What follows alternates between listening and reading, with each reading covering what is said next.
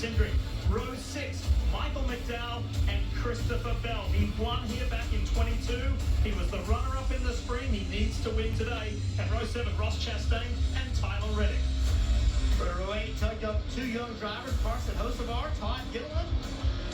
Row 9, Alex Holman and Ryan Priest. Row 10, Brad Keselowski, the veteran, trying to get a win. Starting next to Austin Dillon. Row 11, a lot of speed in practice test today. Bubba Wallace starting next to SVG. Row 12, Zane Smith, John Hunter Nemechek. Let's keep rolling through. Row 13, Riley Herbst and Ty Dillon. See how Ty goes this afternoon. Go back to row 14, Josh Berry, Eric Jones.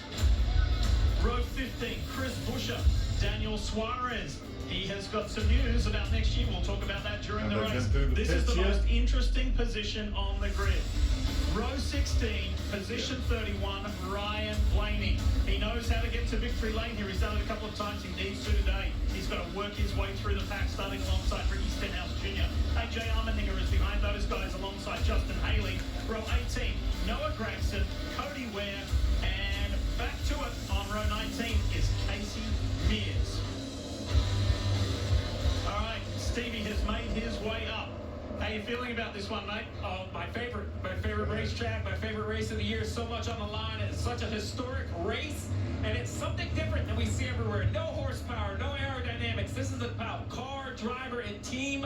Everything will be on display. Big day for Kyle Larson. You see him there, second car back on that left lane, on the inside lane. Here's a pre-race pep talk. 5 team, we've got 500 left this afternoon at Martinsville. Let's go have some fun, be there at the end. Let's do our thing. Let's go.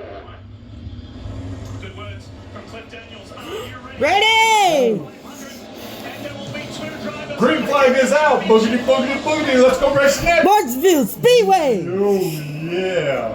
Gibbs got a bit squirrely off the line. William Logan leads him into turns 1 and 2 with his teammate right behind. Drag race between 500 laps. Go get them, boy, now. 500 laps. Yeah. Battle mid pack trying to get to the bottom of the racetrack. Some very aggressive moves. 500 laps at Martinsville. Hamlin ahead of Logano. Here comes Elliott in the red number 9 this week. Keep an eye out for that. He's alongside the 41 of Cole Custer. Gibbs taking a look. Kyle Larson not falling for it. His first 5 cars there have exactly what they want. Single file.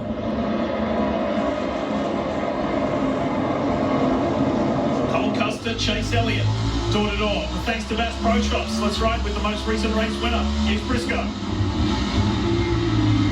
Still outside, now you're in the 34. Still outside. Still outside. Going off to the 71 behind you. Still outside.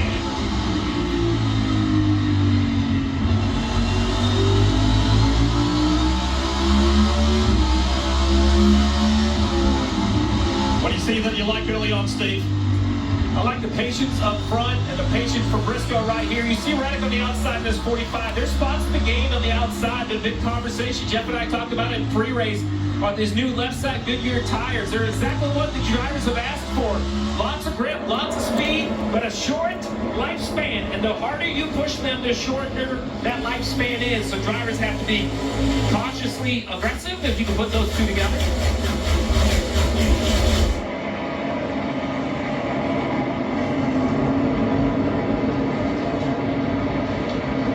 Briscoe with Reddick on his outside in the 45. McDowell right behind. He's trying to go with his teammate Christopher Bell. Remember last week in Talladega, Briscoe was helped home by a teammate in Ty Gibbs, who still runs third, just ahead of his teammate Denny Hamlin.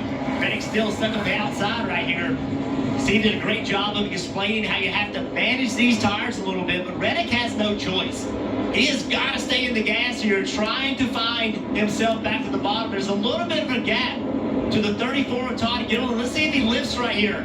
Trying to take that gap. He doesn't. Now Todd's going to drive up there to the back of the 71. McDowell trying to get Reddick nowhere to go.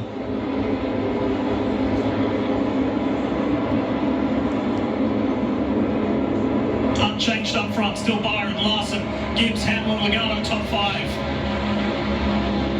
Todd Gilliland in that bright green 34.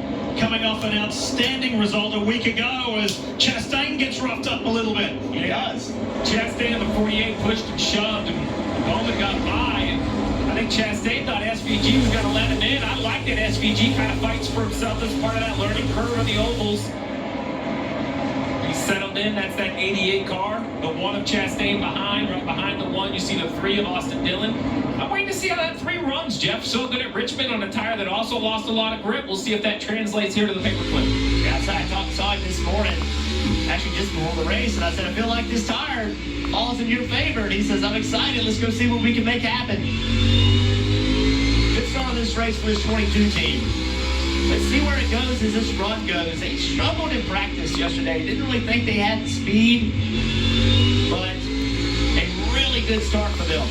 Hunt Brothers pits are on board with Joey Logano. He said yesterday this is going to be a heavyweight bout. It's going to be like a dogfight worth watching. And so far he's got a start worth watching as he starts to work on Hamlin. Down into turn 3. Great move by Joey Logano.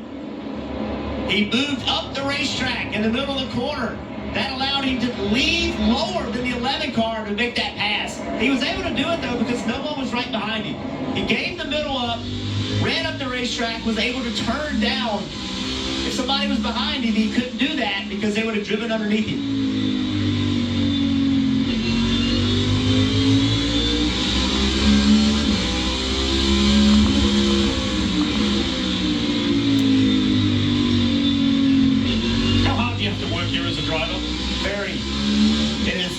Very aggressive racetrack. However, you see this battle right here. That Gibbs putting a lot of pressure on Larson. However, you do need to be a little bit cautious. As Steve described with this left rear tire, running too hard early, you can pay a big price. Let's talk more about the man running. In second place, the HendrickCars.com Chevy Kyle Larson, his Parker.